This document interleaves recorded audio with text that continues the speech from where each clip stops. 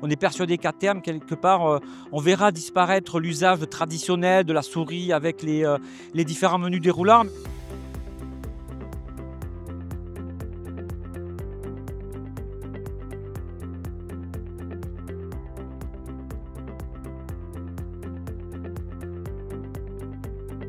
Bonjour l'œil de l'e-santé. Lorsque ça change aujourd'hui autour de l'intelligence artificielle, c'est qu'on est en pleine accélération, notamment en termes d'intégration et d'usage que l'on peut avoir autour des fonctionnalités d'intelligence artificielle dans l'ensemble des outils hospitaliers. Ce que l'on a annoncé cette année sur Santexpo, c'est vraiment une accélération de l'intégration de ces usages d'IA à la fois au niveau de la production de soins, mais aussi des suites administratives, que ce soit la gamme, la GEF ou la RH, parce que c'est vraiment une grosse demande en fait du marché des clients, et puis de toute façon ça apporte énormément d'efficacité aux professionnels de santé et des administratifs au quotidien. Et donc les premiers usages que l'on voit principalement autour du dossier patient informatisé, c'est naturellement l'intégration de la synthèse médicale à partir de la plateforme Dalvia, c'est l'intégration des solutions d'aide au diagnostic, c'est l'intégration de la reconnaissance vocale à tous les niveaux avec la transcription de consultation, mais également le fait de pouvoir commencer à dialoguer entre le professionnel de santé et son application par l'intermédiaire de la voix. On est persuadé qu'à terme, quelque part, on verra disparaître l'usage traditionnel de la souris avec les différents menus déroulants, mais on va très vite basculer sur le dialogue très proche d'un chatbot, voire même par la voix. Il faut qu'on s'y prépare parce que c'est ce qui est en train d'arriver. La technologie va extrêmement vite et il faut qu'on soit en mesure de faire évoluer nos solutions pour aller vers ces technologies-là. C'est ce qu'on est en train de faire, c'est ce qu'on a présenté durant Santexpo et je suis persuadé que l'année prochaine, vous verrez des avancées énormes sur ces sujets-là.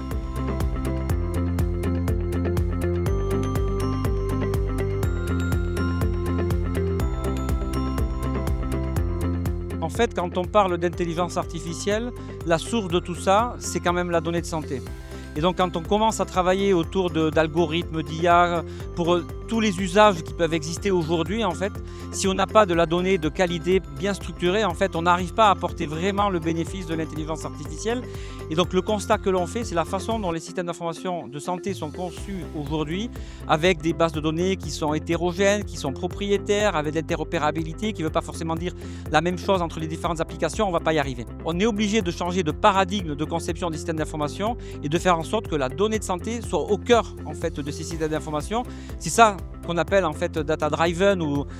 des architectures centrées sur la donnée pour faire en sorte que la donnée soit unique et globalement partagée par l'ensemble des applications métiers qui vont apporter les fonctionnalités qui sont attendues autour d'un système d'information, que ce soit à l'hôpital, mais également dans les territoires et vers la ville. Et donc cette philosophie-là, ce principe-là, c'est ce qu'on est en train d'adopter nous au sein de la Poste Santé Autonomie, mais aussi avec nos partenaires de l'Alliance SIH comme CEPAGE et les HCL, qui fait que tous les développements de solutions que l'on va mener à partir de maintenant vont être basés sur ce concept-là. On ouvre la donnée, c'est un patrimoine commun, c'est un patrimoine qui appartient aux patients, c'est un patrimoine qui doit être utilisé par les établissements de santé et ce data-driven permet justement de maximiser l'usage et d'ouvrir et de libérer la donnée de santé.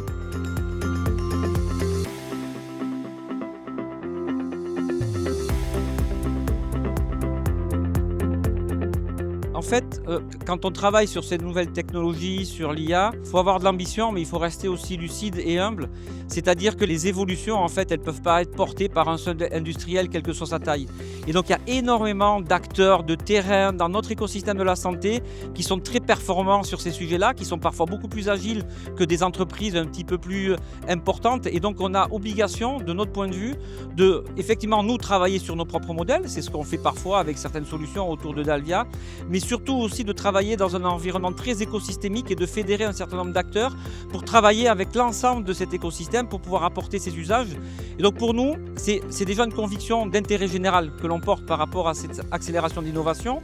Et en plus, c'est une capacité pour nous d'accélérer l'intégration de ces innovations au sein de nos solutions. Et ça peut être aussi un accélérateur aussi de mise en marché de ces solutions de start-up qui sont extrêmement innovantes avec lesquelles on se doit travailler. Et donc notre enjeu, et en particulier c'est ce que porte aussi la plateforme Dalvia, c'est de pouvoir intégrer un maximum de solutions d'intelligence artificielle venues de cet écosystème dans notre environnement et pour accélérer leur mise sur le marché et l'intégration dans les solutions de production de soins.